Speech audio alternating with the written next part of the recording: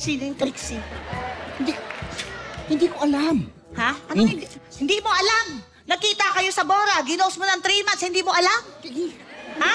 Hindi ko nga kilala yun eh. Hindi mo kilala? Maalala. Ha? Hindi mo maalala? Sinabi mo sa kanya yung kapatid mo ako. Kapatid mo ako, brother. Hindi. Ha? Baka hindi mo maalala? Baka napagkamalan ka lang na ikaw yung kapatid ko. Paano mangyayari mapagkamalan ng kapatid mo? Ay, lalaki yung kapatid mo. Baka yung mukha nyo lang, yung nakita niya.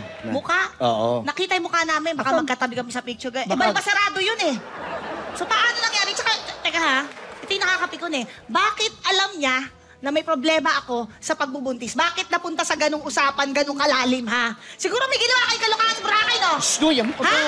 Huwag ka maingay. Yung mga tao, Wala akong pakialam! Alam mo kung ba't wala akong pakialam? Kasi hindi naman ako yung may ginawang kalokohan dito! Ikaw! Uy, ano ba? Tama. Bago ako mabakan. Pwede ba? Tama na. Sasapakin kita. Maupo ka. Magpapaliwanag ako. Hindi ako uupo dahil sinabi mo. Uupo ako dahil sinabi ko. Uupo ako. O sige. Magpapaliwanag ako. Sige. Oh.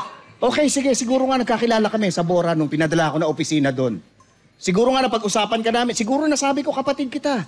At siguro nasabi ko may problema ka sa pagbubuntis. Pero wala namang mali siya yun.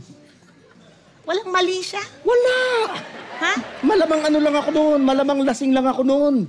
Tapos siguro naghahanap lang ako ng makakausap tungkol sa problema natin. Siyempre, ayoko na maibigay yung detalye sa isang taong hindi ko naman kilala. Kaya siguro sinabi ko na kapatid kita. Pero yun lang yun. Pinoprotektahan lang kita. Wala namang ginagawang kalokohan. Kasi isipin mo maigi ha.